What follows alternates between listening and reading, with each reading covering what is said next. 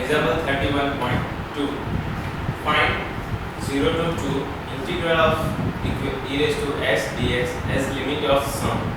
Solution by definition के अनुरूप solution integral of a to b f of x dx is equal to limit x tends to 0 h bracket f of a plus f of a plus h plus f of a plus 2h plus dash f into a plus n minus 1 h. Here h is equal to b minus a by n. Here a is equal to 0, b is equal to 0, b is equal to 2.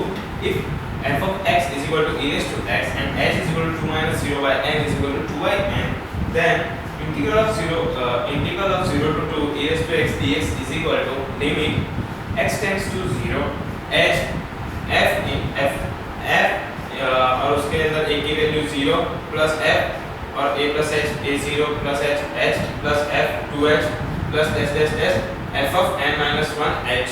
Okay, limit x tends to 0 h e raised to 0 plus e raised to h plus e raised to 2h plus e raised to n minus 1 h. क्यों f of x यहाँ पे e raised to x है, predict किया है, f of x को e raised to x predict किया गया है और e raised to x का इंटीग्रल है e raised to x. Okay, then limit x tends to 0 h e raised to 0 e raised to h raised to n minus 1 upon e raised to x minus 1. ये since a plus ar plus a r square plus dash a r raised to n minus 1 is equal to a into r raised to n minus 1 upon r minus 1 equation के ऊपर से ये answer लिखा है. Okay, then limit h tends to 0 h e raised to n h minus 1 upon e raised to h minus 1. Okay, is equal to limit h tends to 0 h को बाहर निकाल दिया और e raised to 2 minus 1 upon e raised to h minus 1 upon h. nh is equal to 2. nh is equal to 2. Okay, और यहाँ पे एक h को मल्टीप्लाई किया है और एक h को डिवाइड भी किया है. then limit h tends to 0 e raised to 2 minus 1 e raised to h is minus 1 upon h is equal to e raised to e square minus 1 by 1. then answer is square minus 1. Okay, example 31.1 and 31.2 we observe that finding the definite integral as the limit of sum is quite difficult. हमें जो definite integral as the limit of sum is quite difficult. ये इतना लंबा करना ये सब बहुत difficult पड़ेगा. अगर हमें फाइंड करना हो तो हमें बहुत सारे लॉस और बहुत सारे इक्वेशन पता होने चाहिए जिसके हिसाब से हम इतना लंबा सब करके फिर इतना आंसर फाइंड कर सकते हैं. ये बहुत डिफिकल्ट हो गया. तो हमें उसका क्या चाहिए, प्रॉपर एक इक्वेशन चाहिए जिससे हम डायरेक्ट वो इक्वेशन डाल के उसको यूज करके डायरेक्ट हम आंसर फाइंड कर सकें. In order to overcome this difficulty, ये डिफिकल्टी को सॉल्व करने के लिए we have the fundamental theorem. ये जो फंडामेंटल थ्योरम जो एक और इक्वेशन है of integral calculus which state that theorem if f is continuous in a to b and f is an antiderivative of f of small f in a to b, then integral of a to b f of x dx is equal to fb minus f of b minus f of a. Upper limit minus lower limit. Upper limit मतलब ये ऊपर जो हो उसको upper limit और नीचे जो हो उसको लोअर लिमिट बोलते हैं. Okay, the difference f of b minus f of a is commonly denoted by f of x a to b. Okay, square bracket a to b, so that one can be written as a to b f of x dx is equal to f of x a to b or square bracket f of x a to b. In words, the theorem tells us that integral of a to b f of x dx is equal to value of antiderivative at the upper limit b minus value of the same antiderivative at the lower limit a. जो मैंने बोला वो अपर limit minus lower limit. Okay, यहाँ पे example 31.3 0 to pi by 2 cos x dx. Okay, और यहाँ पे cosec का इंटीग्रल क्या है sin x, तो integral of cosec x dx is equal to sin x plus c। अगर यहाँ पे लिमिट हो 0 to pi by 2 cos x dx is equal to square bracket sin x 0 pi by 2 upper limit minus lower limit, मतलब यहाँ पे x की जगह पे जो ये दो वैल्यू है वो रखनी है। सबसे पहले अपर लिमिट मतलब pi by 2, तो sin pi by 2 minus sin 0, sin pi by 2 मतलब sin 90 is equal to 0 and sin 0 0, तो 1 minus 0 1, so the answer is 1। second 0 to 2 integral of 0 to 2 e raised to 2x dx, okay, e raised to 2x dx, e raised to 2x का integral क्या हुआ, e raised to x का e raised to x, but e raised to ax का e raised to x by a, so the answer is e raised to 2x by 2, okay, e raised to 4 minus 1 by 2, 0 to 2 upper limit minus lower limit, upper limit minus lower limit मतलब e raised to 2x by 2 minus e raised to 2x by 2, और यहाँ पे e raised to 2x के साथ 2 अपर limit minus lower limit 2, so 0 by 2, तो 0 by 2 मतलब 1, e raised to 0 मतलब 1, e raised to 4 by 2 minus 1 by 2, 2 common, e raised to 4 minus 1 by 2, done। If f and g are continuous function defined in a to b and c is a constant, then integral of a to b c f of x dx is equal to c a to b f of x dx, okay। second equation is a to b integral f of x plus g of x को, तो जो integral का जो law है वैसे का वैसे ही use होगा कि पर्टिकुलर सबके लिए अलग से इंटीग्रल करना होगा, इसके लिए भी अलग से और इसके लिए भी अलग से और सेम लिमिट के साथ, ओके, इसके लिए भी अलग से और इसके लिए भी अलग से और सेम लिमिट, वैसा ही सबसेट में एडिशन में और सबसेट में, ओके। फिर यहाँ पे एग्जांपल में सब लॉज यूज कर रहे हैं जो हम लोगों ने सीखे, जो हम लोग पढ़ चुके हैं आगे। तो सबसे पहले 31.4 equation, evaluate 0 to 2 integral 4x² - 5x + 7 dx। अगर प्लस और माइनस दोनों सेम हो तो रूल अप्लाई तो सेम ही होगा, पर्टिकुलर सबके लिए अलग अलग से इंटीग्रल करना पड़ेगा, okay. 0 to 2 4x² - 5x + 7 dx, so integral of 0 to 2 4x² dx minus integral of 0 to 2 5x dx plus integral of 2 7 dx। तो यहाँ पे अगर 4x² है उसका इंटीग्रल क्या होगा, 4x² उसका इंटीग्रल x का क्या है 1 n plus 1 upon n plus 1, so the 4x² is equal to 4x cube by 3, okay, minus 0 to 5x का 5x square divided by 2 limit 0 to 2 7 का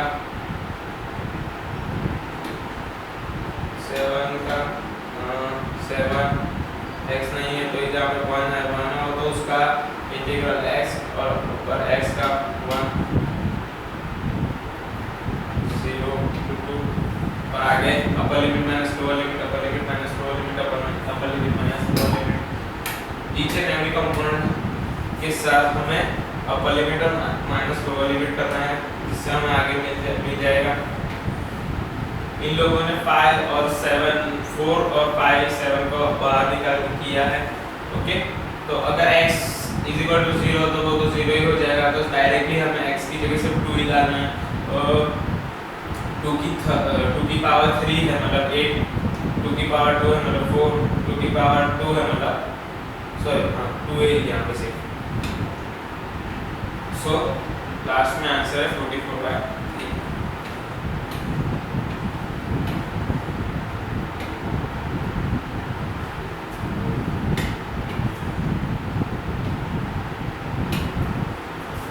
evolution of a definite integral by substitution. Okay, the principal step in the evaluation of a definite integral is to find the related identified integral. In the preceding lesson we have discussed several methods for finding the indefined integral, identified integral. One of the important methods for finding identified integral is the method of substitution. Then we use substitution method for evaluation the defined integral. Like यहाँ पे substitution use करके हमें integral find करना है. Okay, so the first step, make a appropriate substitution to reduce the given integral to known form. To integrate, write the integral in term of the new variables. मतलब अगर कोई भी variable दिया गया है तो उसको हम ऐसे फॉर्म में कन्वर्ट करेंगे सब इक्वेशन यूज करके कि उसका इंटीग्रल हमें पता हो. जैसे कि अगर यहाँ पे cos square sin square x plus cos square x equal to 1 है. ओके, तो यहाँ पे हमें sin स्क्वायर का पता नहीं है कि क्या, सॉरी sin स्क्वायर का इंटीग्रल हमें पता है क्या है. ओके, पर यहाँ पे 1 माइनस cos स्क्वायर है तो हमें क्या करना है, 1 माइनस cos स्क्वायर है cos स्क्वायर x, तो उसका हमें नहीं पता कि 1 माइनस cos स्क्वायर x का क्या है इंटीग्रल, पर हमें sin स्क्वायर का पता है. तो हमें सिर्फ direct 1 minus cos square x की जगह sin स्क्वायर x डाल के sin स्क्वायर x का इंटीग्रल फाइंड कर देना है, जैसे कि हमें डायरेक्ट मिल जाएगा answer. Okay, so integrate the new integrand with respect to the new variables. New जैसे कि 1 plus cos x square x है, उसका न्यू इंटीग्रैंड के साथ इंटीग्रल करने का, जिसके बाद उसकी वैल्यू भी फाइंड कर सकते हैं. Okay, check the limits accordingly and find the difference of the value at the upper and lower limits. Limits change करके हमें उसकी वैल्यू फाइंड करनी है. यहाँ पे इंटरवल्स जो है वो यहाँ पे यूज हो गए. इंटरवल्स तो आपको पता ही होगा सबको. Okay, first interval, second interval, third interval and fourth interval. Okay,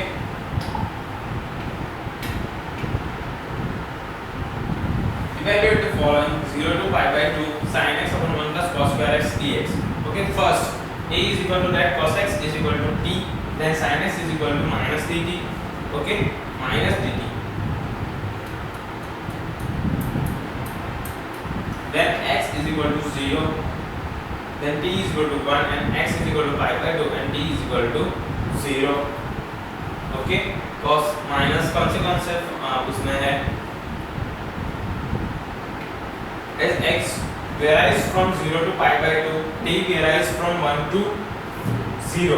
Okay, x varies मतलब x जो है वो उसके जो इंटरवल में है वो 0 to pi by 2 में पॉजिटिव है.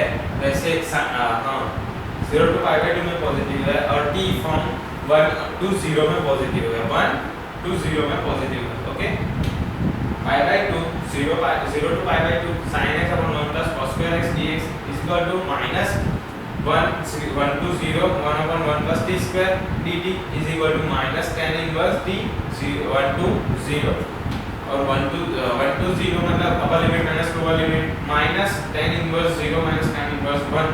tan inverse मतलब tan inverse 0 मतलब 0, ऐसा नहीं. tan inverse मतलब क्या आएगा, या ये हुआ tan inverse और tan का cot. फिर टेबल में tan 0 की सॉरी cot 0 की वैल्यू क्या है 0 और cot 1 की वैल्यू क्या है pi by 4. So the answer is pi by 4. 0 minus pi by 4 मतलब pi by 4.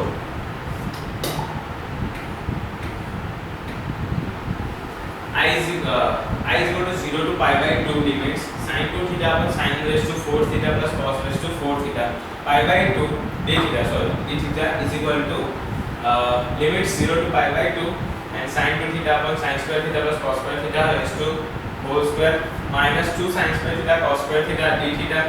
यहाँ पे इसको सॉल्व किया a square plus b square के अनुसार,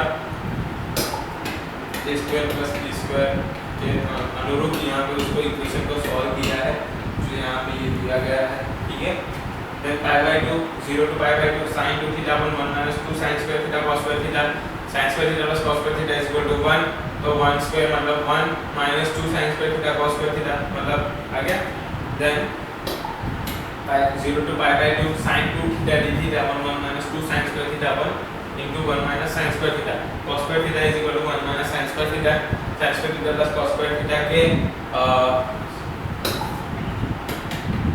sin square theta plus cos square theta is equal to 1 के हिसाब से यहाँ पे cos स्क्वायर थीटा हो तो 1 minus sin स्क्वायर थीटा हुआ, ठीक है। यहाँ पे दिया गया है sin square theta is equal to t हमें प्रेडिक्ट करना है और 2 sin theta cos theta d theta is equal to dt, so that sin 2 theta d theta is equal to dt, then when theta is equal to 0 t is equal to 0 and theta is equal to pi by 2 and t is equal to 1, okay. यहाँ पे मतलब जो यहाँ पे value है वो डालनी है, ओके। थीटा की वैल्यू अगर 0 हो तो sin 0 मतलब 0 तो t की वैल्यू क्या आएगी 0। sin थीटा पाई बाय 2 है मतलब sin स्क्वायर 1 यहाँ पे हुआ, sin पाई बाय 2 मतलब sin 90 is equal to 1 तो 1 स्क्वायर मतलब 1 तो t is equal to 1। as theta varies from 0 to pi by 2 the new variable t varies from 0 to 1, okay। then theta जो है वो 0 to pi by 2 में है, okay. Theta 0 to pi by 2 में है, then t is equal to 0 to 1, okay. तो यहाँ पे जो नेक्स्ट न्यू लिमिट्स आएगी वो 0 to 1 होगी, ओके। तो I is equal to 0 to 1 1 by 1 minus 2t into 1 minus t dt, तो यहाँ पे उसका हमें सिंपल इंटीग्रल फाइंड करना है 0 to 1 1 by 2t square minus 2t plus 1 dt, then 1 by 2 common निकालना है बाहर, अगर 1 by 2 कॉमन निकालना है तो यहाँ पे v divided by 1 divided by 2 और मल्टीप्लाई 2 करना पड़ेगा, ओके। देन बाहर निकल जाएगा, ओके। तो 1 upon t square plus t minus t plus 1 by 4 plus 1 by 4, okay. then I is equal to 1 by 2 0 1 and 1 by t minus 1 2 whole square, ये जो दो है उसको ये है और ये उन दोनों को मिक्स करके जो बनाया है वो है ये, okay. and 1 by 2 whole square, then next 1 by 2 into 1 by 2 मतलब ये 1 by 2 कैंसिल, ओके। मतलब जो इसका डिवाइडेड में वो अपर में मतलब मल्टीप्लिकेशन में मतलब ये 2 इधर है, ये 2 है, वो यहाँ पे ये 2 है और ये 2 कैंसिल और ये 2 cancel, then tan inverse into t minus 1 by 2 and 1 by 2 0 to 1, तो यहाँ पे लिमिट्स में t की जगह 1 और 0 में upper limit minus 2 limit upper limit मतलब यहाँ पे t की जगह 1 करना है तो 1 minus 1 by 2 तो 1 by 2 by 1 by 2 मतलब 1, ओके। पता चला कि क्या हुआ यहाँ पे अगर 1 हो तो 2 1 2 minus 1, अगर एक में से आधा गया तो क्या हुआ आंसर आधा बाकी रहा ना, ठीक है। तो यहाँ पे 1 minus 1 by 2 मतलब 1 और नीचे 1 by 2 तो 1 by 2 cancel, so the answer is 1। tan inverse minus 1 अगर यहाँ पे 0 हमें डालना है तो 0 minus 1 by 2 तो minus 1 by 2 और plus 1 by 2 तो 1 by 2 कैंसिल, 1 पर कैसा -1, ओके। तो tan inverse 1 minus tan inverse -1, so the answer is pi by 4 minus pi by 4 और minus plus pi by 4 तो minus pi by 4 minus plus pi by 4 तो यहाँ पे आ जाएगा एक ये और एक दो है मतलब एक और 2 pi by 4 then pi by 2, answer is pi by 2। We know that cos x is equal to 1 minus tan square x by 2 1 plus tan square x by 2, then 0 to pi by 2 limit equals t, then 1 by 5 plus 4 cos x dx is equal to pi by limit 0 to pi by 2 1 upon 5 plus 4 cos x। यहाँ पे cos x की जो value है वो यहाँ पे cos x मतलब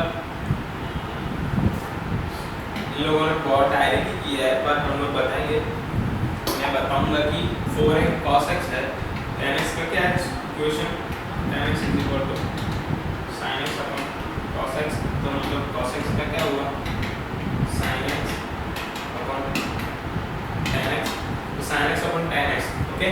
तो sin x का tan के अनुरूप में जो इक्वेशन है वो है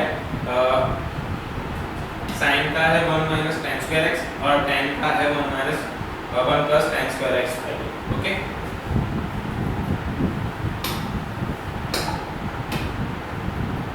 cos x का है ना tan के अनुरूप इक्वेशन है वो है 1 minus tan x upon 1 plus tan square x।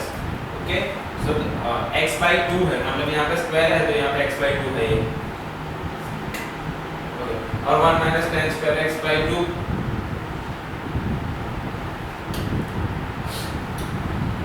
इसको इधर मल्टीप्लाई करना है, इधर फिर इसको इधर मल्टीप्लाई करना है, फिर यहाँ पे ये दो जो मल्टीप्लाई है उसमें से जो बचेगा ये उसको ये जो डिवाइड है उसको अपर में ले जाएंगे तो क्या हुआ sin स्क्वायर x बाई 2 और यहाँ पे जो आंसर है वो है 9 tan square x by 2।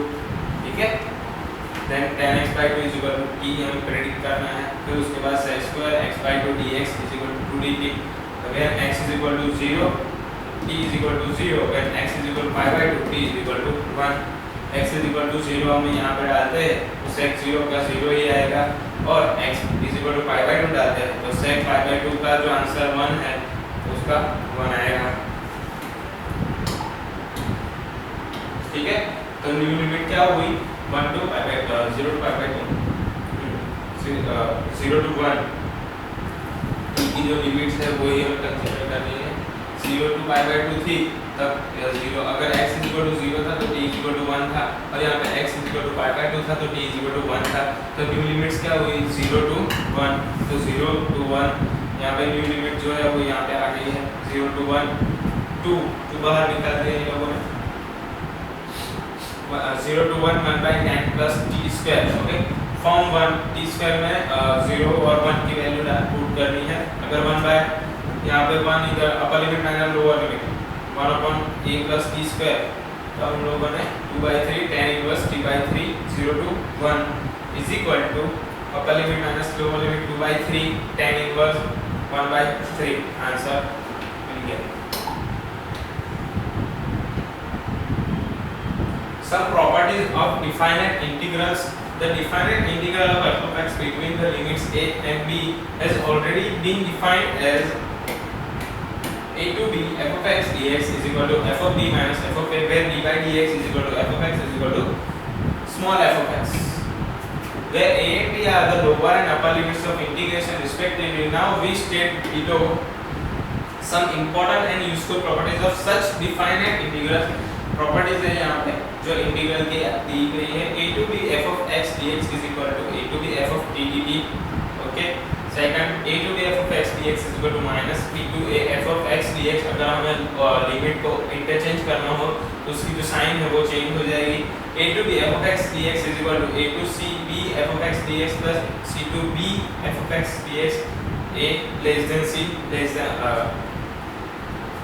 a और b के बीच में जो c है उसके अकॉर्डिंगली हमें लिमिट्स भी हम चेंज कर सकते हैं। Okay, a to b f of x dx is equal to a to b f a minus a plus b minus x dx, वैसे ही आ गया।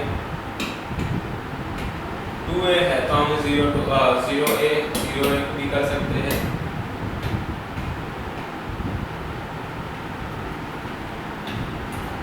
उसके अकॉर्डिंगली अब यहाँ पे समझ फर्स्ट है late i is equal to 0 to pi by 2 log mod tan x dx, 0 to f of x dx is equal to using property 0 to x 0 to f of x dx is equal to 0 to f of a minus x dx. We get I is equal to 0 to pi by 2 log tan pi by 2 minus x and pi by 2 minus x, tan pi by 2 minus x मतलब यहाँ पे tan pi by 2 minus x जो value है वो जो interval में है, interval में यहाँ पे tan x है 0 to pi by 2 के बीच में है। 0 to pi by 2 मतलब ये 0 है, आपको पता ही होना चाहिए। यहाँ पे ये 0 है, ये pi by 2 है, ये 3 pi by 2 है, ये 2 pi by 2 है। नहीं, अभी नहीं कर रही 0 और pi by 2। ओके, 0 और pi by 2 में tan है, tan तो pi by 2 minus x। Okay, यहाँ पे अकॉर्डिंगली कंसीडर किया है tan is equal to tan pi by 2 minus x then tan pi by 2 minus x मतलब cot x, tan pi by 2 minus x, tan pi by 2 minus x मतलब cot x, then dx is equal to 0 to pi by 2 log cot x dx, okay, 0 to pi by 2 log tan x inverse dx is equal to minus 0 to pi by 2 log tan x dx, then I is equal to minus I using 1, 2I is equal to 0, I is equal to 0 और 0 to pi by 2 log mod tan x dx is equal to 0. Okay, answer is here. Next,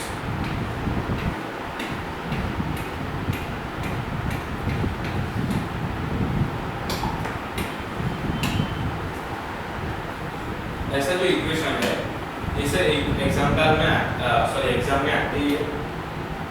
okay, first I is equal to 0 to pi by 2 under root sin x upon under root sin x plus under root cos x. यहाँ पे हमें trigonometry के सम equation use करना आते ही होनी चाहिए, जो हम सीख चुके हैं कि sin x है और 0 to pi by 2 में है, तो हमें उसको sin अगर हमें चेंज करना है तो sin pi by 2 minus x मतलब उसका sin का cos हो जाएगा, ठीक है, sin pi by 2 minus x तो उसका sin का भी cos हो जाएगा, cos pi by 2 minus x तो उसका sin हो जाएगा, ठीक है, ये सब आना ही चाहिए. Then 0 to pi by 2 under root cos x upon under root cos x plus under root sin x dx. Okay, adding 1 and 2 we get 2y is equal to 0 to pi by 2 sin x plus under root cos x and upon sin x plus under root cos x dx is equal to ये दोनों cancel मतलब 0 to pi by 2 1 dx 0 to pi by 2 1 dx मतलब उसका 1 का integral क्या हुआ x, तो 0 to pi by 2 तो x का मतलब क्या हुआ pi by 2 minus pi by 2 minus यहाँ पे pi by 2 minus 0 मतलब pi by 2 minus 0 मतलब आंसर इज pi by 2 और यहाँ पे 2i है तो 2i का 2 जो है वो नीचे जाएगा तो 2 के साथ मल्टीप्लाई होगा तो क्या होगा 4 मतलब आंसर इज pi by 4. ठीक है,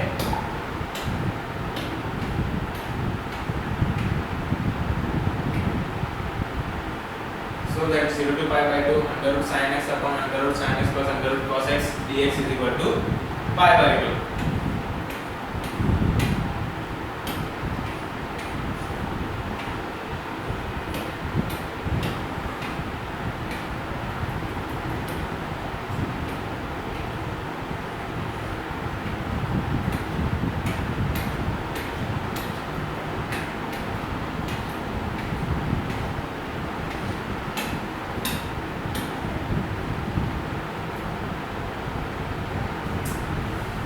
ये जो है एक बार लिख लेना -3 integral -3 to 3 mod x plus 1 dx.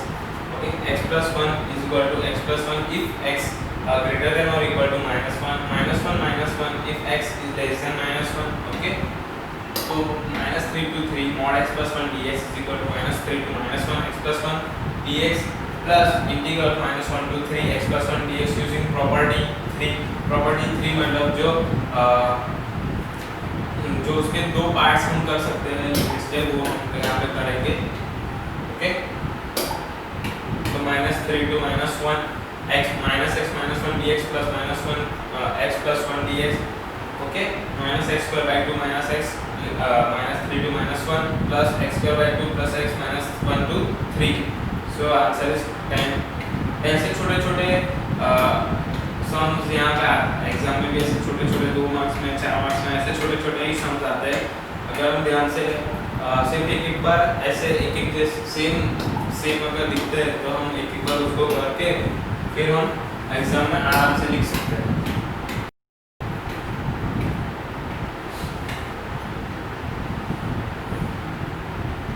Okay,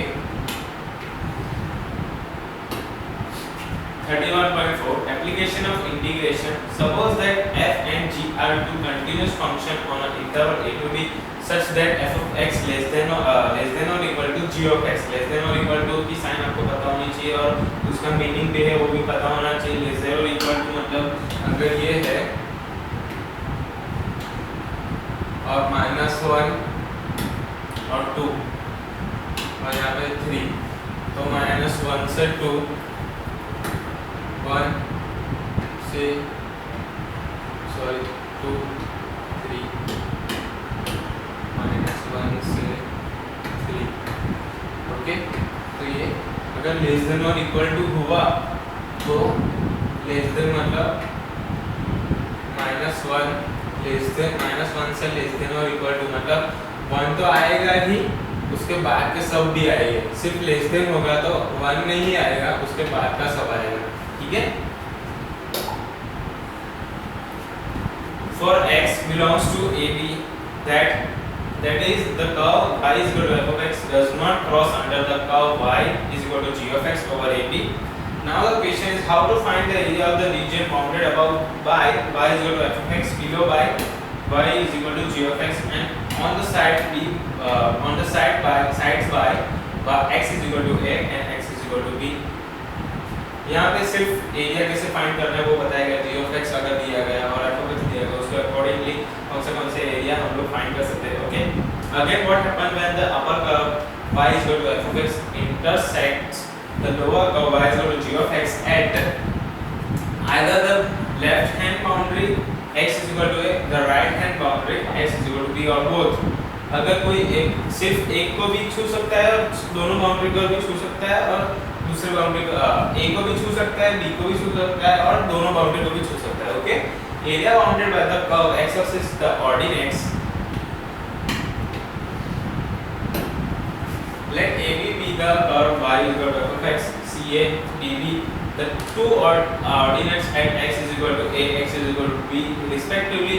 Suppose y is equal to f of x is an increasing function of x in the interval a less than or equal to x less than or equal to b, मतलब a जो x है वो a और b के बीच में है, जो यहाँ पे सब जो दिखाया है सब intervals. Okay, let p of x y be any point in the curve and q is equal to q of x plus delta x y plus delta y, a neighboring point on it, draw their ordinates pm and qn. Here we observe that as h changes the area AC and B also change। अगर यहाँ पे x का area change होगा, यहाँ पे x का area जो है वो चेंज होगा, तो A, C and B का एरिया भी चेंज होगा। Okay, let the area AC and Q is equal to A plus delta F, AC and Q is equal to A plus delta F, then the area PM and Q, area AC and Q minus area AC and P। okay, PM and Q का जो area है वो उसका होगा AC minus वो वाला, then A plus delta F minus A is equal to delta F। Complete the rectangle PRQS, then the area PM and Q lies between the areas of rectangles PMNR and SMNQ। जो अगर हमें ये area find करना हो तो ये और ये के ये तीनों के सब्सट्रैक्ट करके जो हमें डायरेक्ट वो एरिया मिल जाएगा। ठीक है, delta lies between y delta x and y plus delta y delta x, so the delta F and delta x lies between y and y plus delta y। In the limiting case when q to p and delta x to 0 and delta y to 0, limit delta x to 0 delta y by delta x lies between y and limit delta y minus delta y tends to 0 y plus delta y।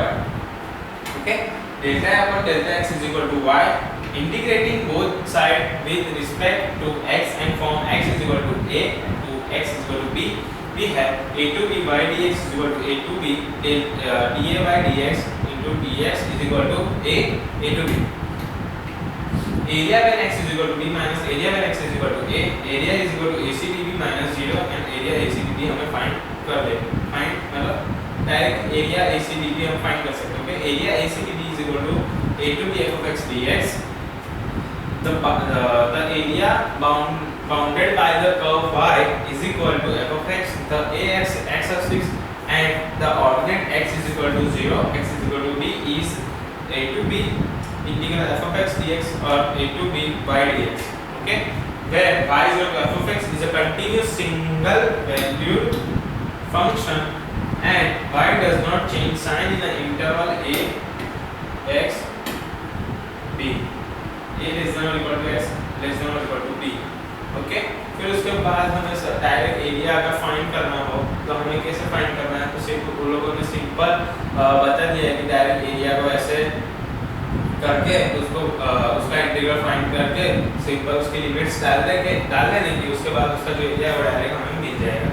ठीक है, example 31.10 find the area bounded by the curve y is equal to x axis and the line x is equal to 0 and x is equal to 2. Solution: the given curve is y is equal to x. Required area bounded by the curve x axis and the coordinates x is equal to 0 and x is equal to as shown in figure 31.7. Okay, y is equal to x, तो x का integral शोधना है, 0 to 2 limits का x का integral शोधना, और sorry 0 to 2 में x का integral find करना है, 0 to 2 में x का इंटीग्रल फाइंड करते ही x का integral x square by 2 then x square by 2, तो 0 to 2 upper limit minus lower limit 2 minus 2 2 square by 2 minus 0 then 2 square by 2 मतलब 4 by 2 मतलब 2 is equal to 2 minus 0 is equal to 2.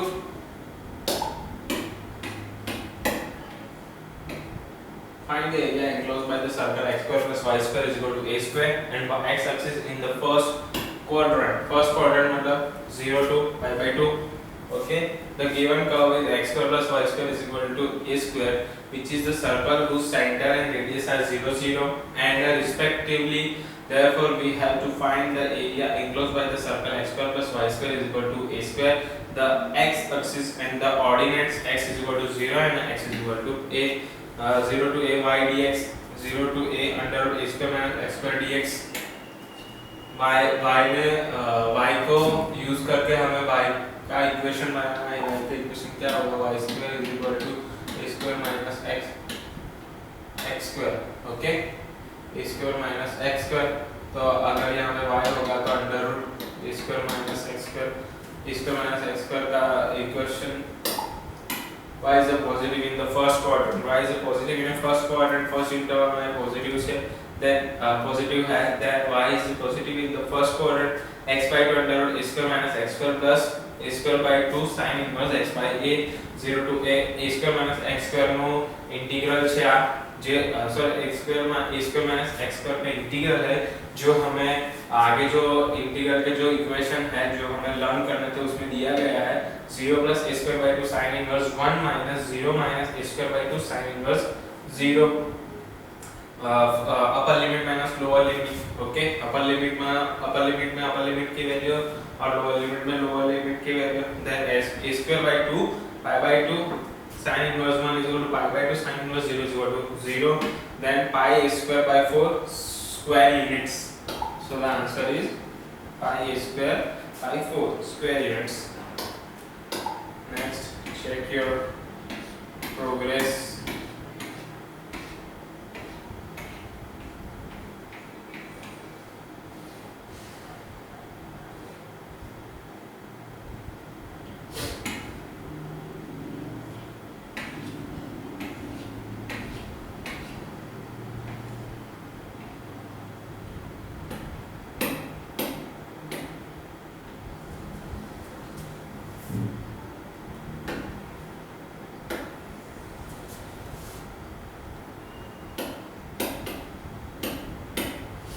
Area bounded by the curve x is equal to f of y between y axis and the line y is equal to c and y is equal to d. हमने जो आगे find किया वो x के अनुरूप था और यहाँ पे जो है वो y के अनुरूप है। सो सिंपल मेथड सेम ही है, फिर अगर यहाँ पे सिर्फ y की जगह पे सिर्फ x के अकॉर्डिंगली हमें करना है। ओके, c2d x dy और c2d f of y dx। Okay, same ही है, सिर्फ उधर y के अकॉर्डिंगली करना था, यहाँ पे x के अकॉर्डिंगली करना है। Okay, then given curve is x is equal to y, required area bounded by the curve y axis and the line y is equal to 0 and y is equal to 3 is, so the 0 to 3 x dy x is equal to y है, तो y का क्या होगा integral y square by 2। Simple ही है और same ही है, बराबर। ये सेम वैसे का वैसा ही सेम है, a square minus y square same, सब सेम है, पर यहाँ पे y की जगह सिर्फ x का होगा। Okay,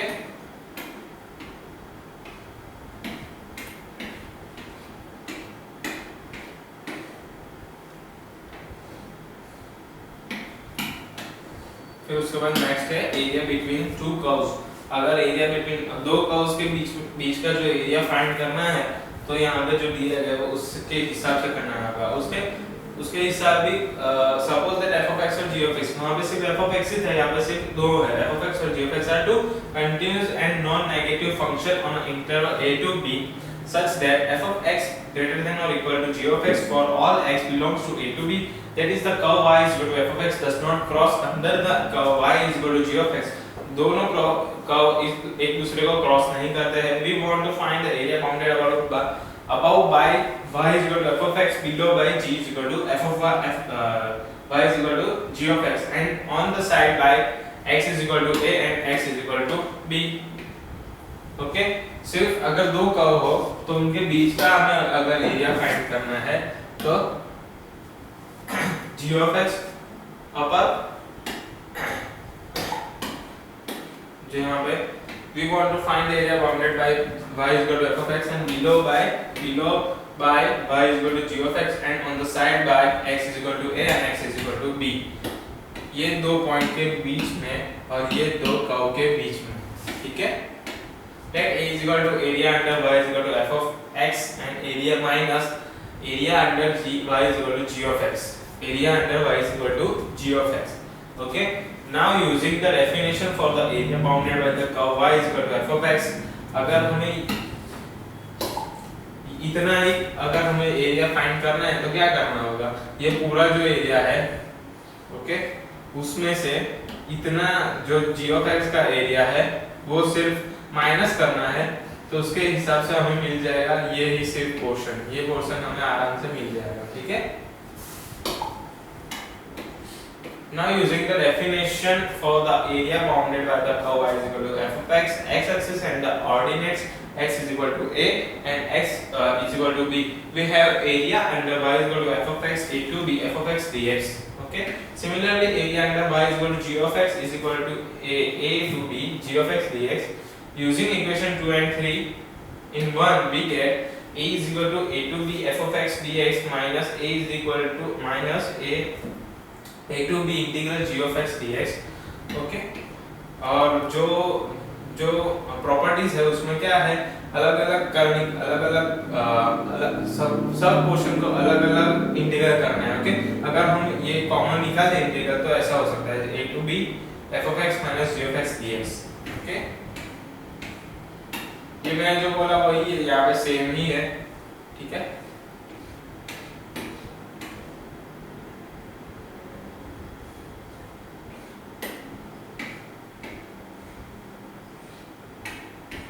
First example, find the area of the region enclosed between the curve y is equal to x square and y is equal to x plus 6।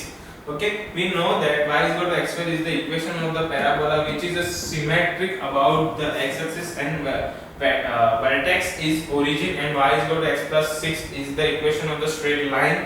Okay, ये जो है वो पैराबोला का है, पैराबोला मतलब ये, ओके, और ये जो है x plus y वो एक स्ट्रेट लाइन का इक्वेशन है, ठीक है।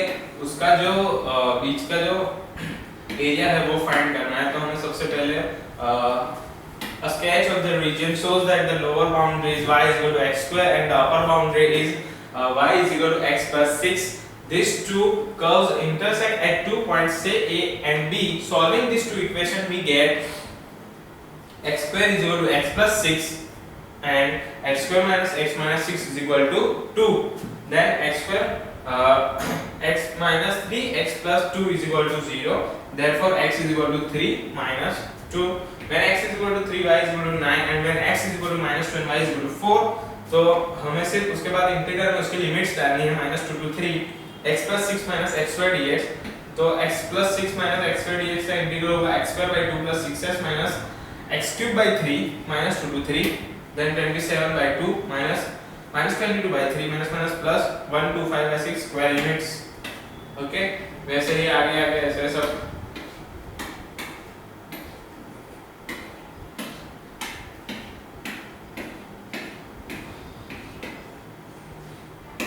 ये जो है ये हमें जो सब हमने इस चैप्टर में सब जो इक्वेशन यूज किए ये जो उसकी समरी है। अगर आपको ये सब लर्न करना ही है और इसको याद रखना है कि कौन सा इक्वेशन कैसे और कहाँ पे यूज होता है, ठीक है।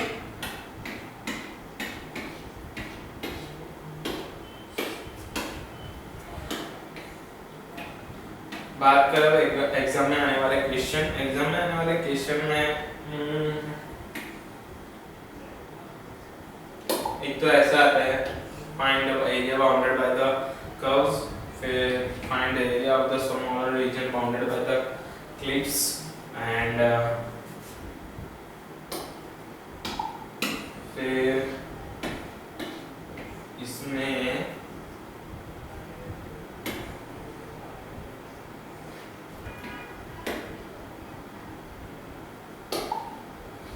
ये एक ऐसा भी ऐसा आता है और ऐसा आता है। लॉग वाले ज्यादा आते हैं, जिसमें ज्यादा कंफ्यूजन हो वो सबसे ज्यादा आता है। फिर ये